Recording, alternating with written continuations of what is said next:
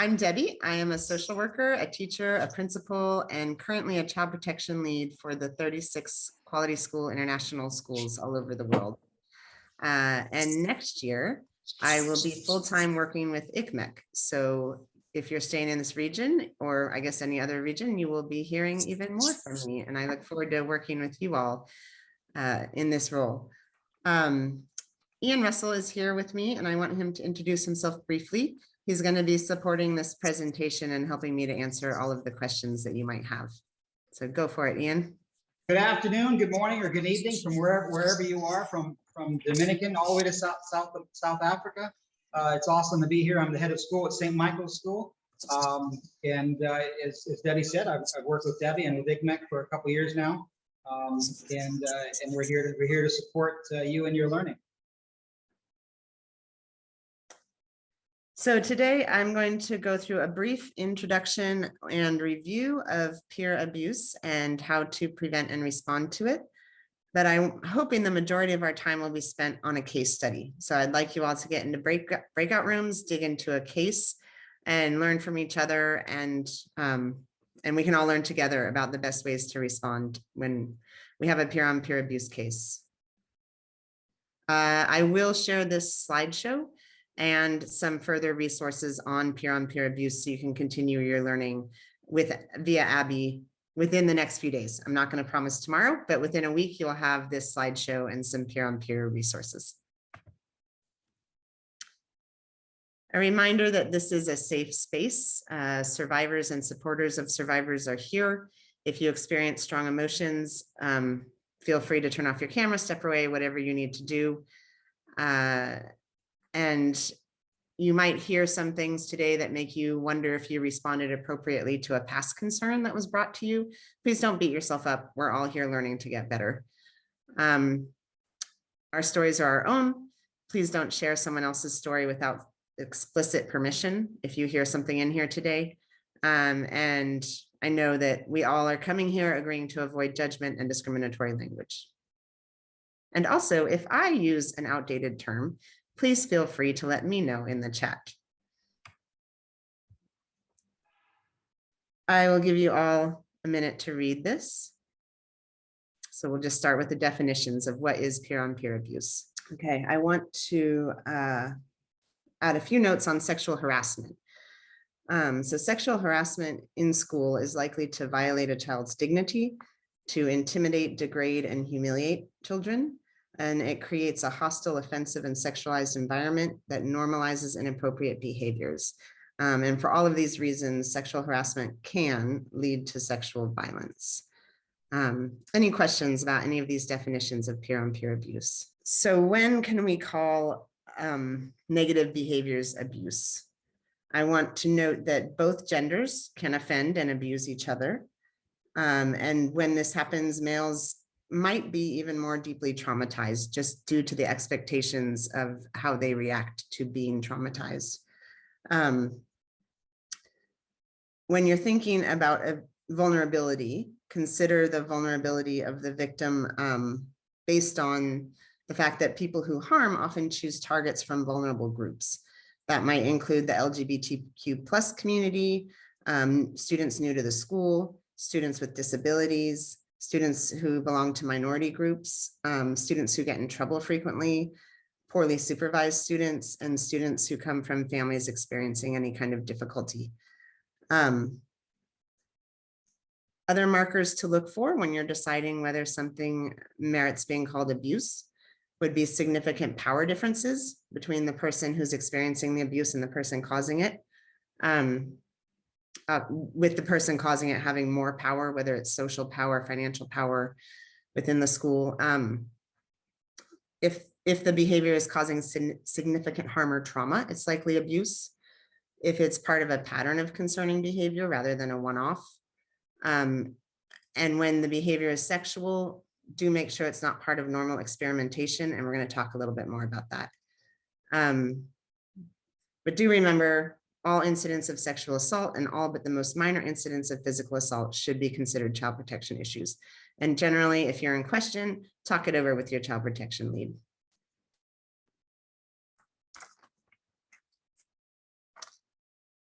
So talking through normal sexual behavior a little bit, that would be where the children are equals, where participation in any behavior is mutual and voluntary. Generally, the behavior is limited in type and frequency. Activities are spontaneous or they come from a known trigger. The children might be just trying things out, information gathering, exploring. Generally, these are short activities that only occur occasionally. And when adults are involved, the behavior is easily redirected and the behavior is developmentally appropriate. Developmentally appropriate is a very subjective term, of course. So consider the culture that you're operating in when you're deciding what is and isn't appropriate. And I'll also share some tools for knowing what is and isn't appropriate. Here's the first one. I know that Ian really likes this one. It's the traffic light tool. It was developed by an organization in Australia called True. And they have an app, which makes it quite convenient. So you can enter information about what's going on at your school, and it'll tell you whether the behavior is red, which would be problematic or abusive behavior because it causes harm, it's persistent, and it resists correction. If it's amber, that means it's concerning or inappropriate, but it might have an understandable trigger. You might be able to take care of this behavior before it goes to red. And if the behavior is identified as green, it's developmentally appropriate or socially acceptable. Sorry, Debbie, I just want to add, this is you're right, I do love this source, and you can go to the website and you don't have to have the app. They have a great PDF that you can download that really just talks openly about developmentally appropriate experimentation for sexual behavior from everything from 3 years old on up to teenage. So it's pretty awesome. Awesome, thank you. And the link for this organization, the True organization, is in here. And like I said, I'll be sharing this slideshow. Is all bullying abuse? No. But however, there's a very fine line between bullying and abuse. So it's at some point, it doesn't, if you're quibbling over the label between bullying and abuse, it doesn't matter as much because your reaction is probably going to be pretty similar. You're going to want to treat everybody in the situation, make sure that everybody's getting what they need. So I don't know, Ian, do you want to say something here? But I don't think that I do think there's a line where something is childhood bullying and needs to be dealt with as such, but I don't know that the way you deal with it is that different than if it were an abusive situation. I think in the years to come, we're going to be examining this very conversation because the whole art of discourse has changed as modeled by world leaders, as how we talk to one another. I know as educators, our parents are talking to us differently than they have in the past. With the stress and emotional of being angry and disagreements that's not bullying, that's disagreements. And so I think you have to really look at case by case and not get into the labeling of what it's called, but look at the actions and not necessarily the results of the actions. Is it a one-off thing? Is there a pattern of repeated behavior that builds the case for responsive action? Perfect. And yeah, and is it causing trauma? So if it's causing trauma, then it should be treated as abuse, and we'll get into a bit of how to react. And can I share the link in the chat? I don't know if I can copy not at the moment, but I can try and do that when you're in breakout rooms. I can share the link in here. Okay. And this is the tool that I use the most. This is the Hackit continuum of harmful sexual behavior. I recommend that this be part, if it isn't already, that you add this to your peer abuse policy. It's a nice, clear, linear chart of what behavior you might expect from children and what behavior you should be concerned about, and when you need to take this to the authorities. I'll give you a moment just to look this over in case you haven't seen it. And when you get the slides, this is a live link up here, so you'll be able to access this tool as well. Oh, thank you, Ian. That's awesome. So Ian has linked the traffic light tool in the chat. And Paula put something very helpful in the chat, which is, no problem, Melanie. We often look at behaviors in relation to 3 factors: severity, frequency, and impact. Does it have a negative impact, and to what degree? Excellent, thank you. Any questions about either the traffic light tool or this Hackit continuum? Is abuse a social construct too? Is there a gray area from local laws in different countries? That is a very good question. I would hesitate to call it a social construct. I do know that the definition varies from country to country, and that's why it's extremely important that as part of your child protection policy, you have clear definitions of abuse that you publish and share with your community, so that everyone in your community knows that this is what we at this school consider abuse, and these are the actions we'll take in response when we see something that concerns us. There's never a problem with having a higher standard. There's always a problem with having a lower standard than the law. So when you cross the thresholds of our campus, our school, these are the expectations. These are the rules that we go by. Yeah, good question. So once we're aware of an incident, how do we respond?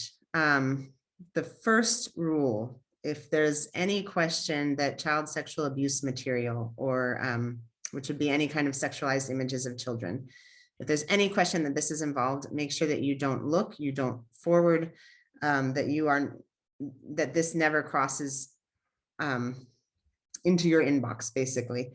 If a student really wants to show you something, some image that's making them uncomfortable, ask them, what am I going to see in this image? I can't look at this image because it's illegal, but you can tell me what you have seen in this image. Any questions on that? Basically, looking at child sexual abuse material, if you do so, you could be breaking a law.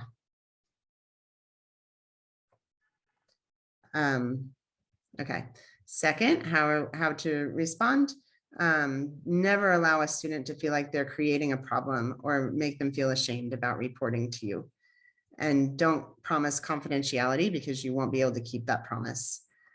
Do tell the victim of the next steps the report will take. So once they've reported to you, make sure they know exactly what's going to happen. I see your hand, and Driki, and I will get there in just a second. Listen carefully without judgment to a student, and if necessary, prompt with open-ended questions only. So when, where, what. Never did this happen, or who did this. Write up your report and don't include your opinions or conclusions in the report. Try and keep it as objective as possible. And then as soon as you've done all of those things, go to the child protection lead or the director of the school or both, and work together with them to figure out next steps. And Driki, I hope I'm not saying your name horribly. I would love to hear your question. Thanks. No, you're saying my name perfectly. That's right. Just a very quick one on viewing of images, and it's going to take too long for me to type this. What do we do in an instance where a video is being reported and involving students, say for instance by a parent, but then the parent has seen it, doesn't have it on their device? How do we then as a school decide whether that's even real? Whether the video actually exists? Because contacting the parents, the parents of the kids involved in this, the first thing they're going to ask is, how do you know? Have you seen it?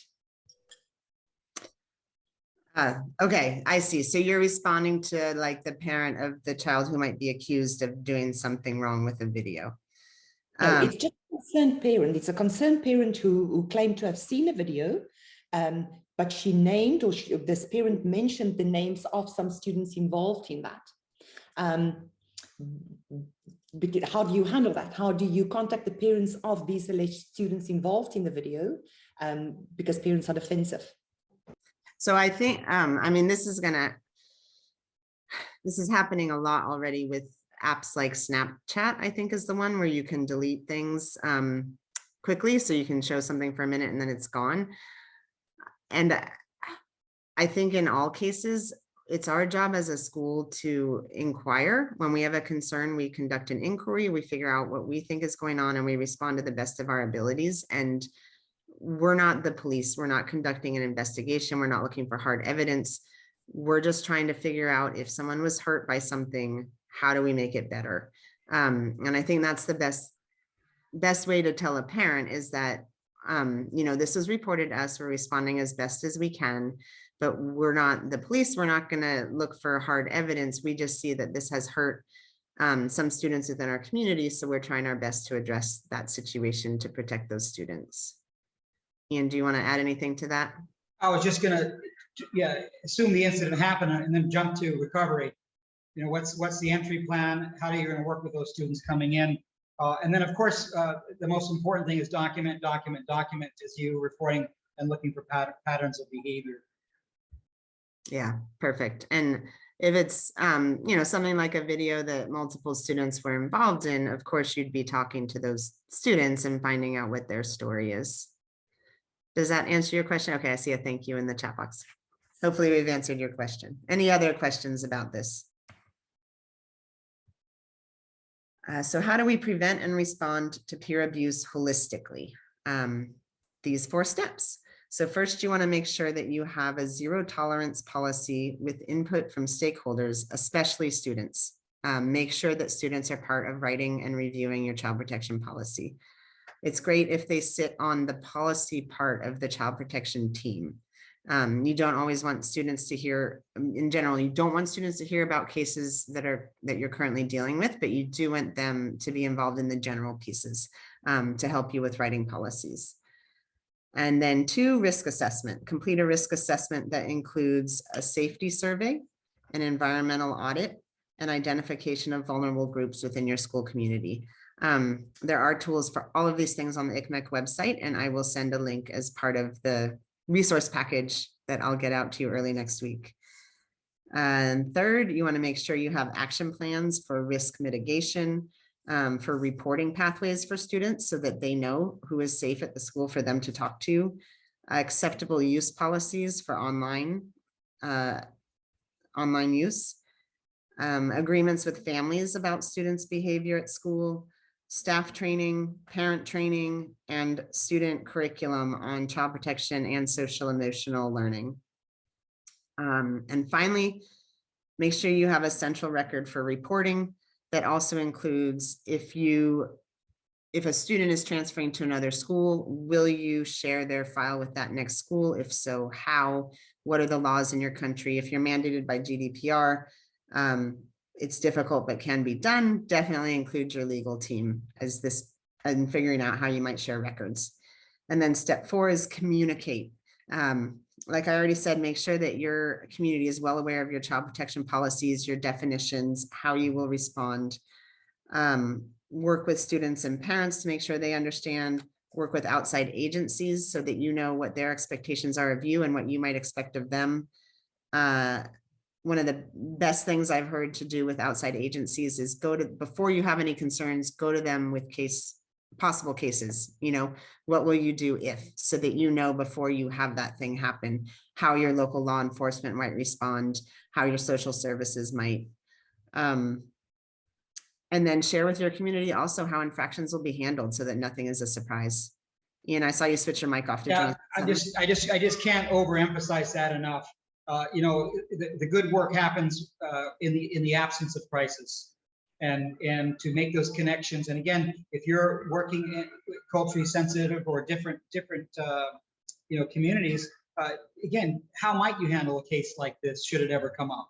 And you do those on the good days so you're prepared for the bad days, and you can know who your contacts can be, what the direction you're going to take it or the direction you're not going to take it.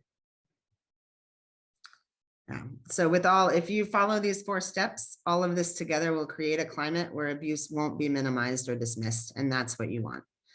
I see Sarah says that's an important point. If we're working with families and the family breaks up and a lawyer from another country contacts the school to ask for documentation on the case, how do we respond? You seek legal advice. And yeah, I'm going to say, a member of your board that has, that kind of connection with the law. But you definitely, especially in Europe, there are all sorts of laws that you need to know. You need to know about that. Yeah, sure. I think most common right now is a lot of schools in the UK are starting to ask, are there any child protection concerns about this student when they're receiving an incoming student? The best advice I've heard on that so far is if parents give you a written request that they're signing, asking that you fill out that form, then you can fill it out. Otherwise, you need the parents. As far as GDPR, what I understand is that you need explicit parent permission before sharing that information out. So yeah, I would definitely seek legal advice in the country you're in, though. Sorry, Dave, if I can just add one more, if I can just add one more thing to your, if you can go back that one slide here, that so often gets missed is that the development of the peer abuse policy, giving student agency, the amount of discovery that you can just, you can find out about your school by involving your teenagers in the prevalence of harassment. What does that look like at your school? Allowing students to help define what that looks like is also a very, very powerful tool and gives you all sorts of information. Sometimes when we talk about including kids in the policy, we bring in 2 student counsel and put them around a table and we pretend to get their opinion. That's a very different approach than having sophistication of breaking down your middle school, breaking down your high school into small groups and really seeking input and giving agency. And allowing that agency also paves the way for reporting abuse, for disclosure. If they feel like the school is serious about it, not just those 2 NJ National Honor Society students, but the whole school realizes that you take this serious, their comfort level in reporting and disclosing can also be improved. Yeah, excellent point. And I know that we're starting, there's a presentation we're developing that maybe we can share with ECIS at some point soon on involving students. The idea of nothing about us without us. So yeah, the more that they can be involved and the more of them involved, the better. Okay, so in the UK, there's a statutory requirement. Okay, so that's probably why the UK schools are the ones who are ahead of the curve in asking. I know that's not true in a lot of other countries. So yeah, do seek legal advice before you share files. So how do we respond to an incident? Make sure that you're looking at the wider context when gathering information about what happened, and make sure that any disciplinary action is helpful in allowing the child to take responsibility and to understand the seriousness of their actions. That any disciplinary action helps the child demonstrate to others that abuse is not tolerated, or sorry, helps the school demonstrate to others that abuse is not tolerated. And that disciplinary action prioritizes safety of everyone involved. An incident between 2 people often involves a lot more than that. So make sure that you're prioritizing everybody's safety who's been part of the incident. As part of your response, you should complete safety planning for both the accused and the victim in an abusive incident. However, you always want to prioritize the victim. For example, if a person who's been a victim of peer abuse doesn't feel comfortable being in class with the person who harmed them, then the person who committed the harm should be the one who has to change their class schedule, not the child who was abused. And make sure that you're managing your response internally, but with external support as appropriate and as possible. Report any crimes to law enforcement, but if there aren't aggravating factors, then do avoid criminalizing children. We all know that doesn't generally go very well. So when you're safety planning for students, what should be included? The plan should be proportionate to what happened. It needs to be non-stigmatizing. It should include the relevant information for everything that anything that happened. There should be a part of the plan that addresses it. The plan should identify risks and triggers for any trauma that the abused child has experienced, and any triggers for the person who abused. The plan should identify sources of support and belonging to help the students when they need it, when they're feeling especially vulnerable. The plan should name those accountable and identify goals and make sure that you have review dates for the plan and that you are meeting those review dates. I know that our school counselors are in general really wonderful at safety planning. Does anybody have any questions about this? I see Natalie does. Natalie. Thank you. It wasn't so much a question, perhaps a perspective. You mentioned that the abused should be the one to have priority, which there is an agreement for that, but then there's also been cases in which a situation in which the accused has then experienced peer-on-peer abuse from peers as a result of the accusation. And then there's that duty of care then when that student is themselves put in a vulnerable position. And there have been situations in which the accused is on suicide watch because they cannot cope with the accusations that have been made against them, which have either be, until the investigation is concluded. I think there is a very cautious line to follow to protect all individuals. Absolutely. I just wanted to add another perspective there. Yeah, thank you, Natalie. That's absolutely true. That the accused there needs to be therapy all around, for sure. There should be, in a case of sexual abuse, there should be very specific therapy that focuses on harmful sexual behavior. But agreed that there also just needs to be support on both sides, and we never want to villainize a child. We also context. Absolutely. Be very careful about the black and white policy. Well, ICMEC said this. If you're going to put that child in harm's way or continued abuse, or like you said, the peer relations, then obviously context would dictate that you got to do something different. So, but thank you for bringing that up. Excellent point. Yeah, no, I think we just have a duty of care for all. Even regardless of an outcome. We still have a responsibility to ensure all students remain safe. Absolutely. Yes. The duty of care applies to everybody involved in the situation. Well said.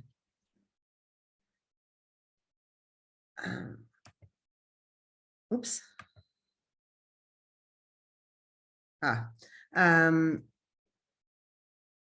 Okay. Yeah. I mentioned that do make sure when you're planning for a child, if they have harmful sexual behavior, that they get specific therapy for that. There's a study in the US done that said recidivism rates for children whose sexual behavior was criminalized was about 55 to 75% of those students experienced recidivism when they were released. Whereas students who underwent treatment for their harmful sexual behavior had about a 7 to 20% recidivism rate. So it's obviously way more helpful for a child to get therapy for the behavior that they're doing than to be criminalized and punished for it, which ties in with what Natalie's saying, that we don't want to victimize the accused student either. Any questions on any of that? We're back to know your students and remaining non-judgmental. Good. Yeah, thank you.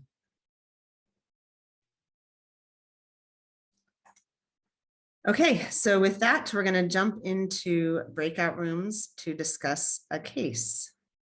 And this is a real case. Any case studies that ICMEC does are based on historical cases. So this happened. I will also share this. I limited the details sharing on this case, but I will share this case with you as part of the resource package because it's been written up as something that you can do with your school team in a professional development. So you can imitate this exercise with even more details at a school-based professional development. Okay, we've got one member on a train, so that's all right. In the breakout room, hopefully you can use the chat function as well. Okay, so I'll introduce our case study. A female student, student A, she's 15 years old. She tells a female chaperone on a multi-day science trip that she was raped last night by an intruder to the camp. She requests medical attention. The teacher contacts the camp authority, who contacts police, informs the school, and escorts students to a medical facility for a sexual assault examination. The parents of this student, student A, are contacted by the school and they come to retrieve their daughter. Upon questioning, student A admits the perpetrator was a male student. We'll call him student B. He's 16 years old. They were talking in his cabin after lights out. She claimed it was an intruder because she didn't want to get the boy in trouble. Student B says the sexual activity was consensual and there was no penetration. So I'd like you in your breakout rooms. First, so I hope to send you, if time permitting, I'm going to send you to the same breakout rooms 3 times. So please identify a reporter who will come back and share what you discussed in the chat. I always forget this piece, so please do make sure you have a reporter who's ready to share in the chat what you talked about. I'm going to turn my camera off so you can see the questions. So I would like you in this first breakout room to discuss what do you need more information about and what else might you have done at this stage. I am going to put, I made a document with the questions for each of the 3 breakout rooms. I've just put a link in there in the chat so that you don't forget what questions you're discussing. So yeah, first breakout room, what do you need more information about and what else might you have done if you were the chaperones at this stage? And you've got 6 minutes for this first breakout. I think Abby's sending everyone to breakout rooms. So if you're here representing ICMEC or CAM or anyone else who's at the ECIS office, don't feel like you need to participate in the breakout room. It's your choice. So document, good. Decide who's the right person to talk to the girl, good.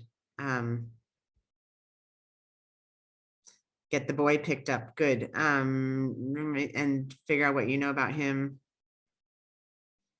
Roommate support, and larger support, good. Contact the school safeguarding lead, both sets of parents, school leadership, good. So different contacts, different lines of communication is what I'm hearing. Make sure both students are safe, very good. A lot of people are wondering why only the girls' parents were contacted, excellent.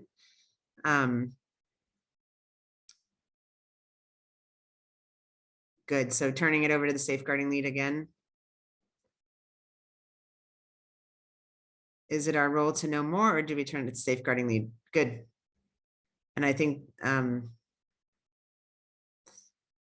anything you do, you want to get a few heads on deciding how to deal with this. So I think those of you who said get in touch with the school safeguarding lead, right on, and then figure out moves from there. Did the teacher follow school policy? You're about to find out a little bit more about that. It's now a police case, no further investigation conducted. Good. Inform the safeguarding lead. Support for all students and other occupants of the cabin. Excellent. So yeah, good point. Because they turn it to the police so early, you're right that's that in this case. So I like that a lot of you would have wanted to get contact with your safeguarding lead for advice before making any further moves. And I love that many of you are thinking, you know, when this happens at a sleepaway camp, all students are going to be affected one way or another. So I like that you're thinking of the cabin mates and then the bigger community. Yeah, also probably not only all students are affected, but all the teachers that are on the trip are affected. Good. Okay, so part 2. So when the school starts looking into this, they find out, perhaps this might have come from the police report. I'm honestly not sure if this was from the police report or the school report. But it was uncovered that the chaperones had gone to bed before the students. One chaperone went to bed with earplugs in, and supervision protocols of neither the school nor the camp facility were enforced. The police took statements from students involved, including the cabin mates, who reported the encounter was consensual. That's the cabin mates who reported that the encounter was consensual. The 16-year-old boy, student B, is a popular athlete. He has a higher social status than the victim, and he claims that he's had 13 previous sexual partners. The school suspended him upon return from camp, the school suspended him from school for 10 days. They did immediately take the girl for a sexual assault exam, and that conflicted with student B's account. It showed evidence of vaginal and anal penetration with ejaculation. The police report stated that student B admitted that the victim asked him to stop 3 times. He estimates 10 minutes of sodomy based on having talked her into it. And when asked by police what the victim said during the encounter, he stated, "I didn't pay attention to her that much." So knowing all of this, we discussed what you would do if there were no police authorities who would address this concern. Excellent, because many of us do operate in countries like that. So very good. That's when you want to know how the authorities would react before you report to them. So thank you, Suzanne. So this time in your breakout rooms with this further information, I want you to talk about what duty of care is owed to student B, the child who committed the harm, and what are some steps you would want in the safety plans for student A and student B. So let's take another 6 minutes to discuss this much. What duty of care is owed to student B, and what are steps you would want in safety plans for A and B. So Abby, if you could send to breakout rooms again for 6 minutes, thank you. So I would love to hear from you in the chat. What duty of care is owed to student B, and what steps would you want in the safety plans for both students? Let's see, group 3, counseling and separation. Are cops and social services going to take over? Great question. Depends on the country. So figure that out and figure out what. Often though, you do want to make sure at the school that you are dealing with things in parallel. Even if you know that law enforcement is going to take over a case, you do want to be making plans on your own at the school, because law enforcement probably won't communicate with you very much about what they're going to do. So you need to have plans in place for for your duty of care at the school level. Does he get expelled? That's going to have to be a conversation at your school. Hopefully not, because then you lose the chance to help that child and to give that child the duty of care. Safety plan for both, absolutely. Counseling for both, regular check-ins, consequences for the teachers, yes, good. PR needs for the school, good. So ramp up CP training, make sure your community knows you're responding appropriately. Safety plans include learning needs, physical environment safety, and social emotional safety, good. Regarding the whole school community, yeah, you definitely need to address the whole school community. Support from social services. Student B needs support, outside services, yes. Homeschooling for B if that's an option. Currently, online schooling is a great option in some cases. Hopefully temporary while the child gets the help that they need. And again, very targeted therapy for harmful sexual behavior. Ian, did you want to answer that one too?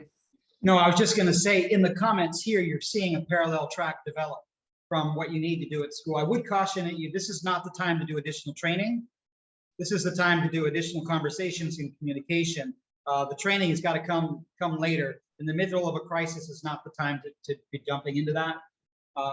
But absolutely, again, just because the police or the authorities are carrying out their investigation, you have that duty of care, which includes caring and planning for re-entry, communication, holding statements that your head of school needs to have to put out to parents, being understanding how transparent you're going to be with the case and how that's going to help or hinder you.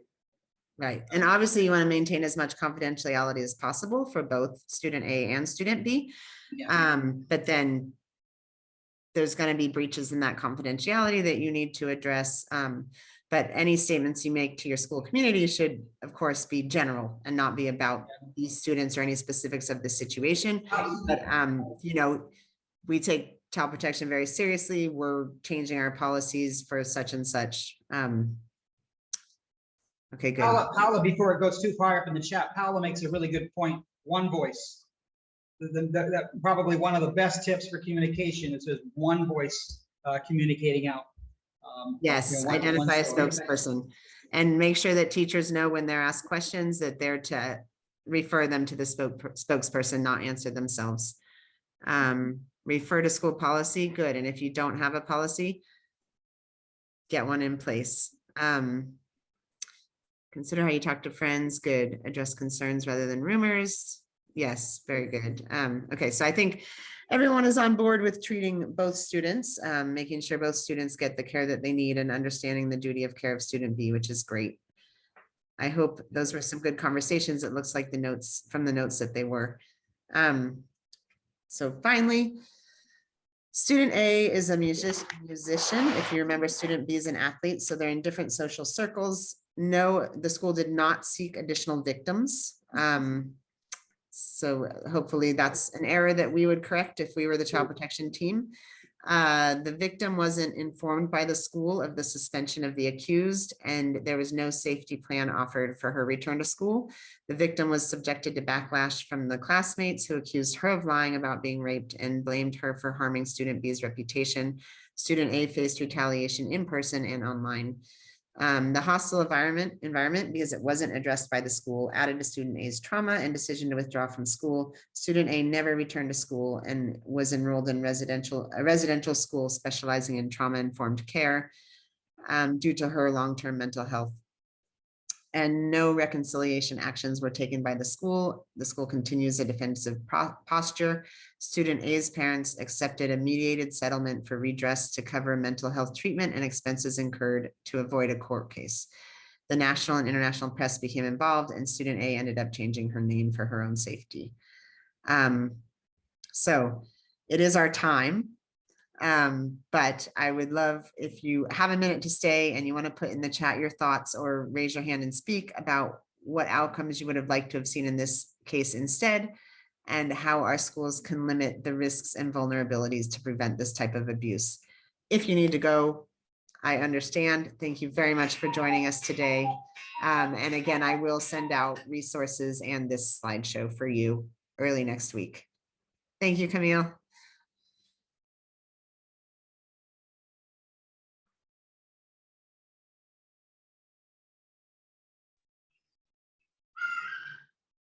Thank you all. Yeah, if anyone has any further comments, feel free to turn off your mic and share. I'm happy to hear from you. I can stop. It's always the proactive rather than being reactive, of course. So the contextual risk and vulnerabilities, we are big on consent education at our school, starting very early. And we decontextualize from sexual behavior first, and then we move it to more sexualized. So then everybody knows and respects limits. And even we know that parents do that at home as well. So there's a huge preventative action going on. And then the vulnerabilities at school as well is whether the school needs to also openly take a preventative stance on these things, so that they are upfront about the way that they will address behaviors, so that that is not done in a reactive way. So we come out, I don't know whether there needs to be an official statement on the website or something, but in our behavior policy, it's clear what is an unacceptable behavior for us, but whether that needs to be specific in terms of sexual assault, that the school does not support, and these are the actions that we will take, like a flow chart or something, which we do have in our policy, but it's the extent to which this is made available to the school community. Our policy is available, but all of these, whether we need to take have a specific manifesto or a declaration with regards to sexual assault, whether that is all just embedded in the way that we sort of share our policies and work with students on this. Excellent. So yeah, just making sure that it's very clear what your policies are and what will be done in case that the policies are not followed. Excellent. Mm-hmm. And Debbie, it's absolutely amazing how many schools feel like they need to bury this. It's a top secret document, because that misunderstanding that if you go public or you are transparent, you're admitting you have a problem at your school, and the fear of the marketing consequences on that. Yeah, well said. And I see Suzanne said it's very sad to see the school's response, because the duty of care was not at the center of their work, which is absolutely true in this case. Natalie. Yeah, we just had the discussion that not necessarily always, but student B could also be the victim of abuse himself, to have done something like this on another person, and that hasn't come through or been addressed. And I just think it's important to have that on your radar, that, you know, there's often a trigger for something like this, or somebody acting in this way. And I think it's crucial to then have the support for the entire family to unravel, you know, why somebody would do this to another. And Natalie, and that's exactly why you practice this stuff, so that you're in a position to not be in a reactive or emotional state. Because when you're in an emotional state, you're nothing but angry at student B. And so by going through the practice, by doing case studies, by doing drills, by working with your team, you know, you can, I don't want to say numb yourself, but at least be in an emotional state where you're ready to deal with that crisis, right? just like a fire drill.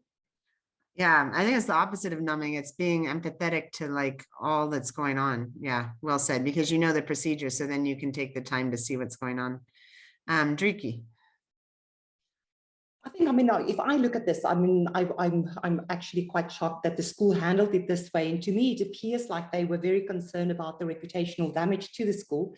And in fact, in the end, I think more damage was done. I think to me, this just proves once again how incredibly important it is to have that policy rigid so that everybody can follow the same protocols. I think in a situation like that, there would be heads rolling. I can't see a board being tolerant of something like this. Yeah, you want, yes, it would be nice to believe that heads rolled. I'm not sure they did in this case. I hope this is, as we learn from this case, these will be our future actions. I think in this case, the principal was transferred to another school after 2 years. Is that right? I believe so, but no, it's I believe this is a public school as well. So it was a disaster, absolute disaster for sure. It was a US public school where this happened. I know that much, but yeah, I don't know what happened to the principal. Suzanne. So a lot of the work that I do now since 2014 has moved away from the discrete work around child protection only. And I work around the development of a culture of care, which places children at the center of decision making. And absolutely, I think Driki's talked about reputational risk. So when we look at anything like this, you obviously have the safeguarding element, reputational risk, and business continuity. And too often, the two latter ones have been at the center. But I genuinely see when I go into schools, both here in the UK and internationally, that there's a desire to move towards that culture of care. And I'm actively promoting that message because for so long, we've seen child protection in isolation to other things. And people then get switched off because they go, oh, we're a great school and I can evidence it. I spoke to a school in a country and actually the chair of governors said, we're an outstanding school, you can't make us any better.